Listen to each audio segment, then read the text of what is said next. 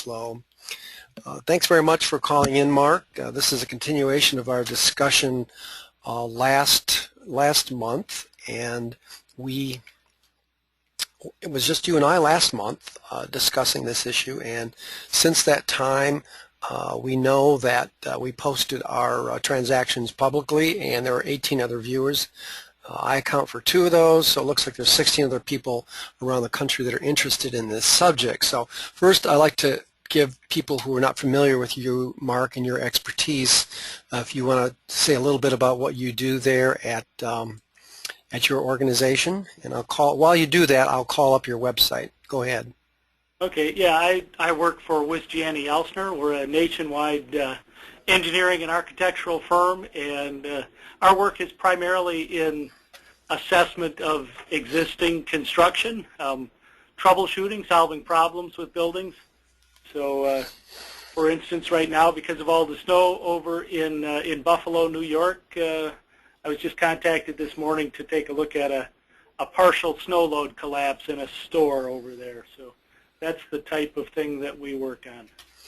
Is that happening a lot, I mean, at the moment? No, not a lot, but my first look into the weather data looks like they're getting, in terms of loading, about 30 or 40 pounds per square foot of snow load, which is not as, most roofs should be able to handle that, but if there's roofs with some kind of problem, this will find them. Mm-hmm. Well, as you can see here, I try to take a look at Buffalo, New York, and it looks like I can't do that as easily as Times Square, for example. Let's see what they're doing at Times Square. They're probably not at all like Buffalo, but these are always fun to see. So I suppose, yeah, go figure. There's no snow in Times Square. So, in any case, well, all right, enough levity here, folks. Let's cut to the chase. Where we left ourselves at last month was where we wanted to merge. And you can stop. I'm going to give you a moment just to make sure my understanding is correct. My takeaway there was we were going to try to merge the 1607. Let's see, where are we? 1607. Here of the International Building Code, and that's here. We're only working at the live load table, and what I did was I took these occupancy or use definitions, and so I took all these, and there are what 29, 35 categories here, and so I looked at the way these occupancies and use are used, and then I went and I looked at Chapter 3 and also use these occupancy and use classifications. So there was a considerable mismatch, and that's been our thesis all along, that there could be some rationalization of either table, but specifically 1607, if we were to try to get a correlation, a stronger correlation between the use classes that's understood for safety, at least for egress safety, which I think informs a lot of what the IBC is all about, and then of course the structural safety of 1607. So I'm going to give you a jump ball there, Mark, and you may want to explain it in a different way, but that's where we were last month. Do you have anything to add or subtract from that? No, that sounds about right to me. Okay, so how do we even approach this? I've given this to my colleagues. I've made printouts of this to some of the architects here, and of course my expectation was that they would make nice little lines between this and that. I don't know if I'm as concerned about this right here, this stuff here. I put it in red so others could see it, and they could feel confident I didn't mess around. But I didn't want to deal with this issue as much as I wanted to look to see if you just take, and I think if you don't mind, residential seems a fairly difficult group, but if I look at hospitals now, this has meaning to the groups that I work with. You can see that how do you deal with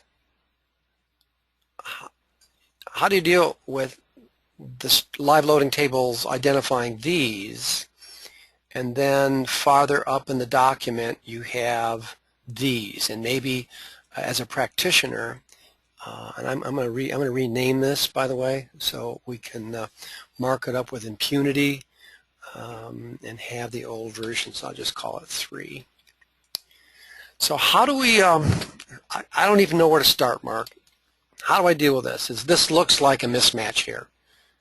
Yeah, well, so, I mean, I guess in Section 3, you have those different types of institutional uses: 24-hour care, custodial care, detoxification facilities.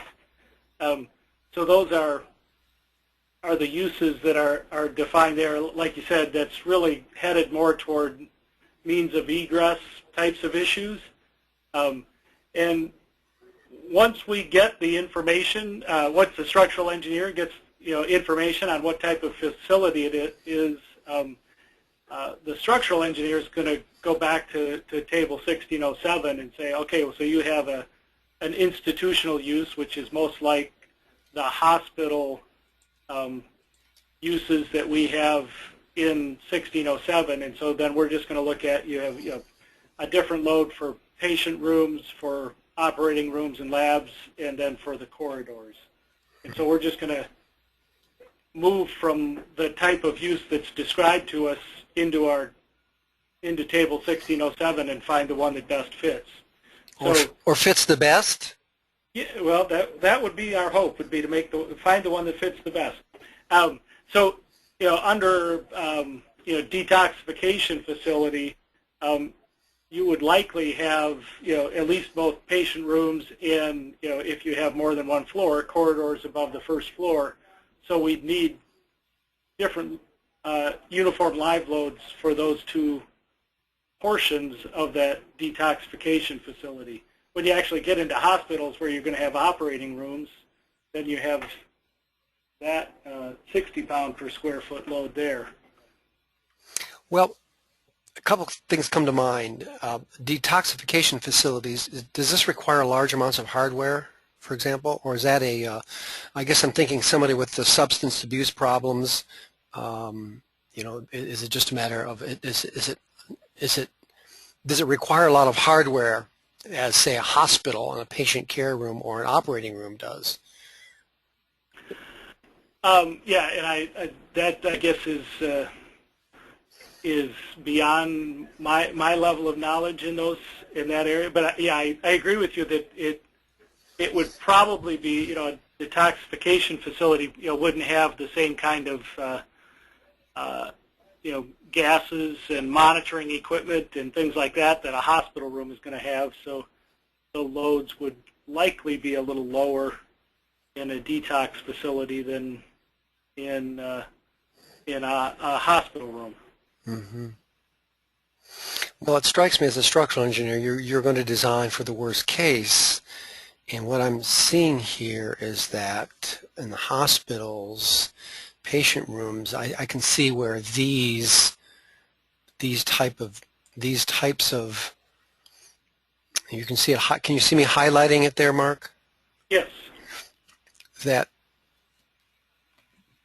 would require, and if I go over here, I'm seeing 40, 60, 80, and that facility, and that only, see, I think hospitals and psychiatric hospitals are likely different, incapable. So, of course, you can get even more granular with they go in deeper into this to define this, but I guess if you look at this as a structural engineer, and here's where I'm gonna do some editing here, is that if you're only dealing with custodial, I'm afraid to do this, but I'm going to do it anyway. So the only thing it strikes me that would require the larger would be even nurse and medical care. incapable of self-preservation. It strikes me that then, obviously there's institutional group I, and then there's I1. Okay, so it even gets, if we go into there deeper, I'm seeing institutional group I2, and then they make some listings. So there's I3, and then there's some conditions placed upon it. So it's like, okay, so it strikes me that your heaviest loads, okay, here's the deal. Institutional groups also includes penitentiaries and such, and reformatories. Right. I get it. Okay. So, so in 1607, do they refer to prison and corrections here? Are there prisons? If I go to 1607, and if we were to go back over here, let's see, and I were to search on prisons, P-R-I-S-O-N, what do I get for hits? I get here, and then accessibility, definitions, etc., etc., etc. Yeah, but you don't have any in Chapter 16. But you don't have anything in Chapter 16, do we? We do not. Yeah. So there, again, there's more indication of a mismatch, and so what I did is I just took it. It's likely that anything in this use class 3 doesn't belong here, and since I've renumbered it, I3, and they put all these in, there's I4. If I take that out, daycare facilities, it strikes me that this is not part of it. So we can take this out. So we are stripping this down. And occupancy, foster care facilities, detox, I'm going to take I2 out also. So it's starting to look like, see, alcohol, these are all that strike me wouldn't need large, heavy equipment. So we have pared it down. So now when you get a set of plans and you see, and they say, well, it's a hospital. How do you, now let me back up again. It strikes me that you're going to design for the greatest load, right? I mean, am I mistaken there? I mean, it's easy enough to put a detox facility in a hospital, but not the other way around, right? Right. Yeah, okay.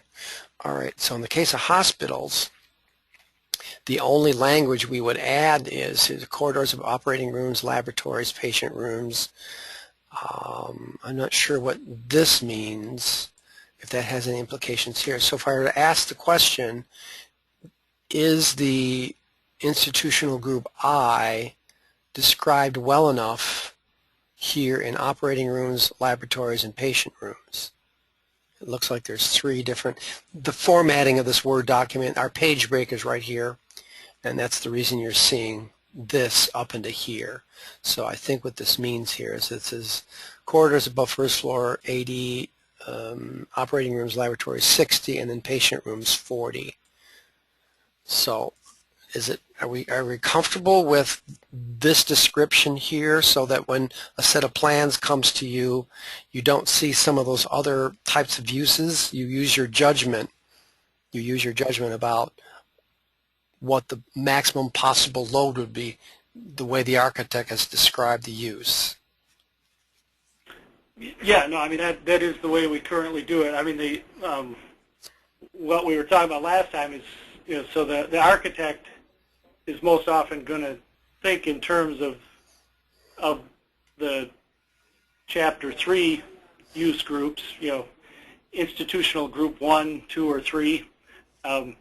So that's how they describe it. And once they've described it that way, then the structural engineer has to come to an understanding of what that use is and what types of equipment are going to be on the floor, so that we know which of those entries in Table 1607 would best be applied to that. Mm-hmm. There's not strong correlation between the two, so there, because Chapter 3 is really thinking more in terms of egress. That's why you have that entry incapable of self-preservation. So Right. That doesn't apply here. right, path of egress is much shorter. The requirements for firewalls much greater in a use like that, so that because those people need to be helped out of the facility in case of a fire. Mm-hmm. Okay, so that doesn't really affect the loads, though. That's right. So there's right. So there's probably, I'll say, fair correlation here. There's no practical restriction based on what the more common use case would be, where you're designing a hospital. I don't think you're going to. I think you'll design for your worst case. And your worst case strikes me, it's probably the operating rooms, maybe the laboratories. Is that? I don't know. Well, I mean, you can see that the corridors actually have an 80 pound per square foot load. I mean, that's the idea, is that in case of a fire, there will be at that point a lot of people in the corridors trying to exit the building. So you can get close to what would be considered an assembly kind of load then. Lots of as I'm looking at this, it strikes me that the operating room load at 60 pounds per square foot is a little on the low side. They operating tables and the large electronic equipment, the precision, microscopic scalpels, and all of those kinds of things that they use these days. All of that equipment is both heavy and very sensitive to any movement in the floor. So. So I'd put that on my list of research. If I were to say, if I could get this stuff measured, this is me again. We're on the third worksheet here, so I'm just putting a bunch of meeting notes on here. So you strike me that because 60 may not be enough. It could be, yeah. And then they had laboratories lumped into that, and I mean, laboratories can be a lot of different things. So yeah, so now I'm glad you mentioned that, because here we are up in here we have this thing right here, and this is Federal Research Labs. It's not clinical. It's not like a pathology lab. I think you can have a lot of stuff in all of these labs, but we noted that there's not a lot of information in the table 1607 about laboratories. Let's see, let me search on laboratories. Laboratories. Okay, so we see they call that a business group, testing and research, and that takes us, where does it take us over here? I'm not sure whether, I don't know. Oh, excuse me, it's not going to have anything there. It turns out that these numbers here, again, belong up here, and it's a formatting issue, but the IBC considers a laboratory a business. Where else do we see laboratories? We don't see. So at this moment, laboratories are regarded as a business. It strikes me that a dry cleaning area, a barber and a beauty shop, and a laboratory ought not. I suppose from an egress standpoint, maybe they are. But from a structural standpoint, we've noted the absence of information about research laboratories. And apart from what the government is providing here. So my question is, should this be put in front of that committee, the IBC committee, to look at in two areas? One would be the hospitals, laboratories, and then of course we have to deal with other occupancies that are common in the education area. So what are your thoughts on this, knowing that there's not a lot of guidance in the IBC? It's not as specific as this. You have any thoughts, Mark? No, I could see where a table like this one from the National Institutes of Health kind of additional detail would be very helpful to the structural engineer in making sure that we've got a laboratory area designed for the right amount of load. I mean, you can see there's quite a bit of variability in the types of uses there. Right. And of course you'd always want to look at the, if you even specified the, we're dealing with different units, so I have to get used to this. Sorry, kilopascals, in rough numbers, 5 kilopascals is 100 pounds per square foot. Okay, all right. I probably remember that from physics, but I don't use it enough, obviously. So, so now we're up here at laboratories. But remember, we're only dealing with laboratories and hospitals. All right, so I'm going to put this here because I can. I don't think we want to get into toilets. See, toilet rooms and laboratories are different. Are they different than? See, no, they should than any other toilet room. So, it's the equipment. Let's look at all this cage washer. The equipment strikes me as the one that you want to look at first, loading docks and receiving areas. Boy, they've really parsed a federally funded research lab, haven't they?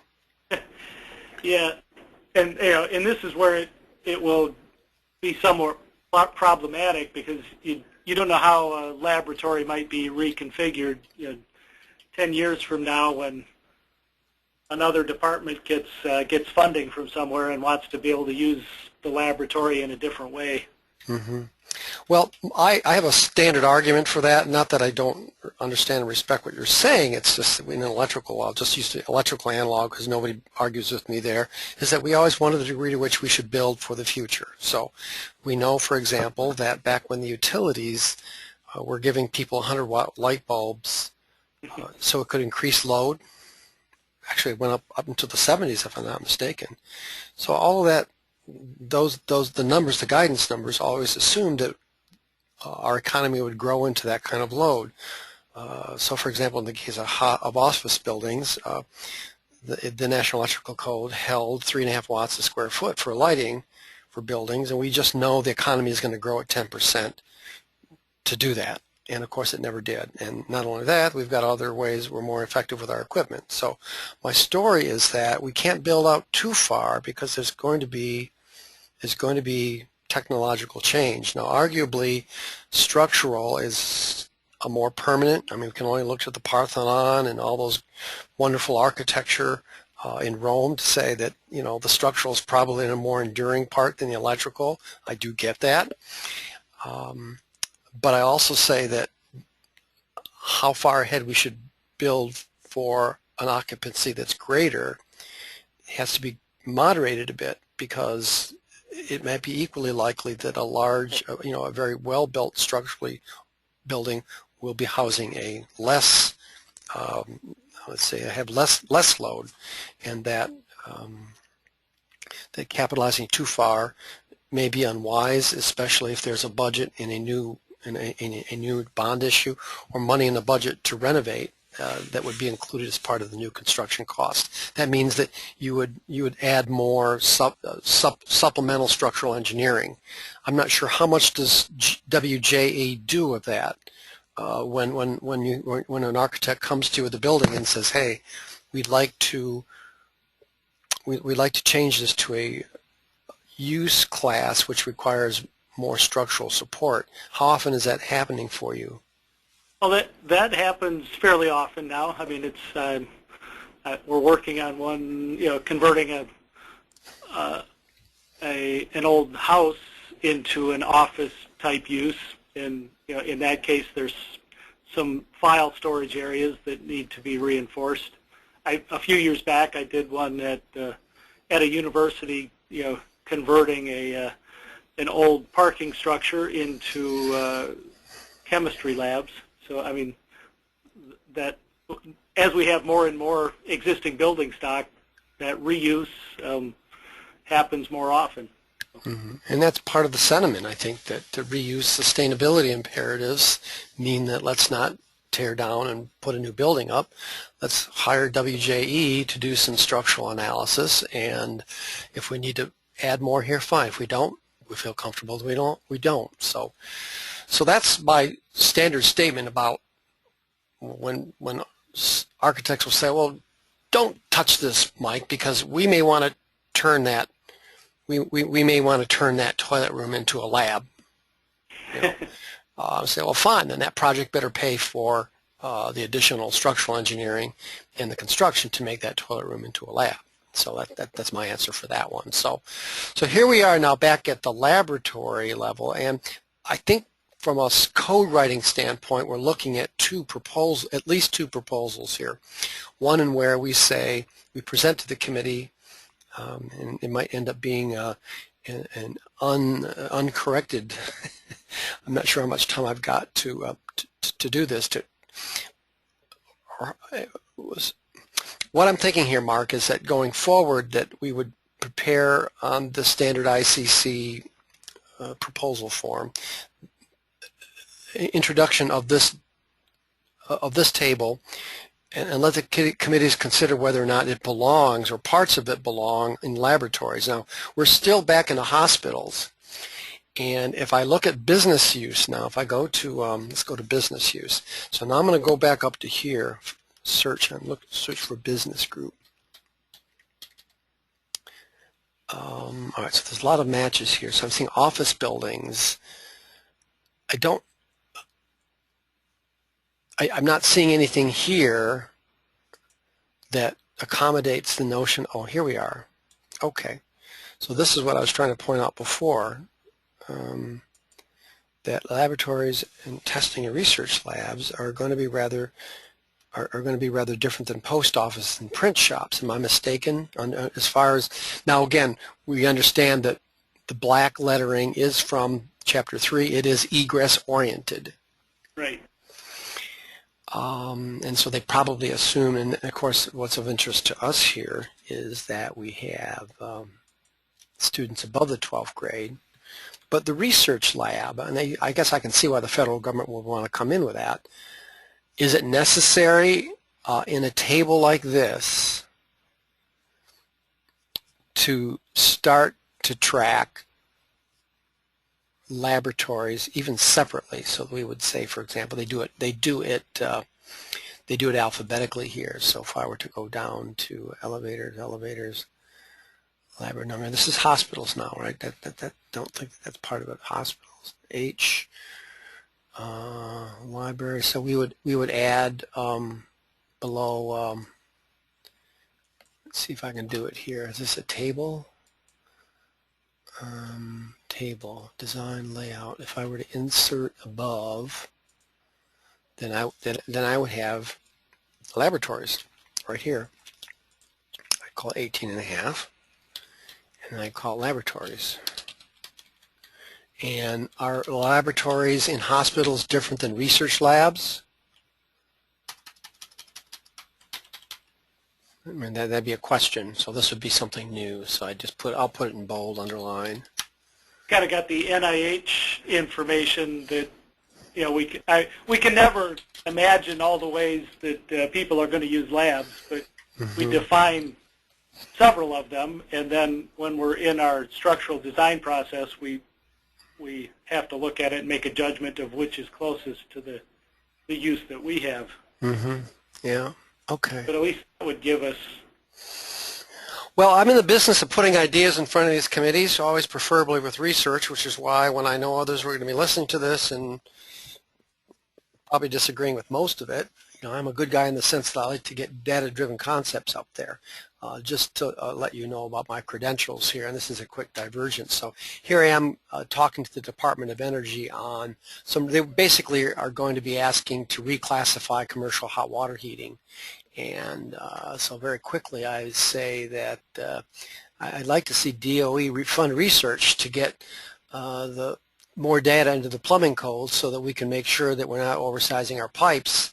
We know we're oversizing our pipes, and if we could get that data correct as far as the way the pipes are sized, then we don't have to be running so much hot water.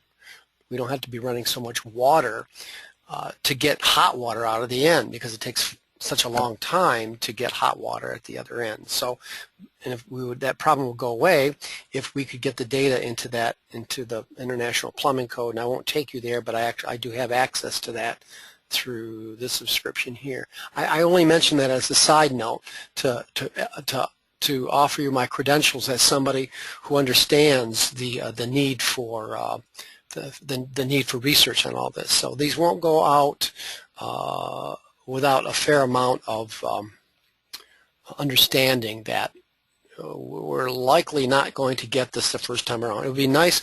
So remember, though, if I go back again, though, we want to get enough discussion going on this here so that the 2018, and that's why I couch it this way. I hope I don't drive you nuts with the way I pick around.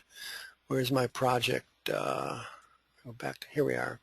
So the idea is to try to get this table cleared up enough so that in the 2021 version, this is what we're looking for. This is what we want to do. This is why we meet once a month, a half an hour, to see where we are on this. And of course, I'd love to have more committee members attend this, but I'm no stranger to working alone for a while until people finally get it. So I'd like to people steer me away from the rocks on this, and I'm grateful for your time, Mark. But in general, we just want to get enough discussion going in here at IBC, and I believe we actually do have some here, do we not? Yeah, we actually have some. We actually have, oh, this is one where I'm asking for a complete removal of it. That'll make our friends at IBC wonderful for removing table, draft proposal. Okay, so here we are. So this goes back to April. We've had a number of discussions on this. So here's where we try to merge these with some of the new ideas.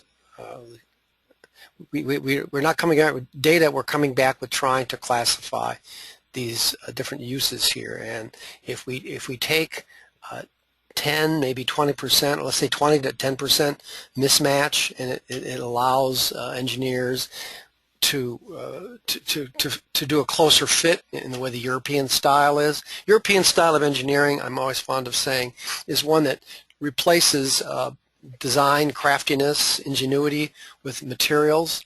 In the United States, our engineering culture has the benefit of having an abundance of material, or at least recently an abundance of material, whereas in the European, and so we maybe don't have to be as smart as other engineers in other continents. So I'll use the example of control switches. We have certain standard sizes, 30, 60, 100 amp, 200 amp switch sizes, and we feel that in many cases we know that we're oversizing, but the economy of scale producing a 30 amp switch doesn't warrant the complexity if you only have 5 amps, and it's better, at least economically, up until recently, to just simply use the next standard size up, even though you're only using 1/10 the capacity. I don't know how long we can continue to do that in the current sustainability zeitgeist. The Europeans will have far more granularity, scalability between their nominal circuit sizes. So that's an example of how I believe that the next generation of American engineers will likely have to be work a little harder to use the material and energy more wisely. So, okay, so I know we have a time constraint here, and I wanted to get an agenda for the next one. I'm hoping, Mark, that if you're able to print this out and mark it up, this is meant to be marked up. I just got this done a couple days ago, and it's not enough. We still have 2 or 3 months ahead of us before it's necessary. But if you have some thoughts, you might have to stare at this for a while. I'd appreciate any markups you have, and if you want to do a special teleconference on it. As usual here, people are out doing other things, and I'm grateful to have the benefit of interested consultants that are close to us and knowledgeable to work on this. My experience is that it takes a while for people to get it, but I think you've given me enough confidence that there's something to be looked at here. I feel, after somebody who puts out about 300 ideas per year, somebody who puts about 300 ideas per year, so very similar to this, and comes back with results that pretty well speak for themselves. Here's our new website that I'm in a comfort zone as far as how our this is how we report all of our successes and some of our non-successes or stuff we're waiting for. But I'm confident that we've got enough of an idea here to make it worthwhile for those IBC committees to look at it, and that our deadline of I believe they're early January. So this is today's meeting, but if I were to go to the IBC, I'll mark it. I believe it's early January, something like January 5th is when this has to get through. So that gives us about the better part of 2 months to mark up this document and get enough of, see what very often happens, I believe in the IBC world, they have subcommittees or they have people in the different committees that cull through the proposals to make sure that they have some merit. So they actually screen the ideas first so they don't bog down the technical committee, and there's a good reason, there's an economic reason for that. Volunteer subject matter experts are premium, and so they want to make sure that the time they do spend together is worthwhile. I think we have something here. And in fact, as I'm talking about this, I'm going to be approaching the what I'll do before the next meeting in December, and we can set it up right now, is I'm going to talk to the IBC person, and I believe I have that name here.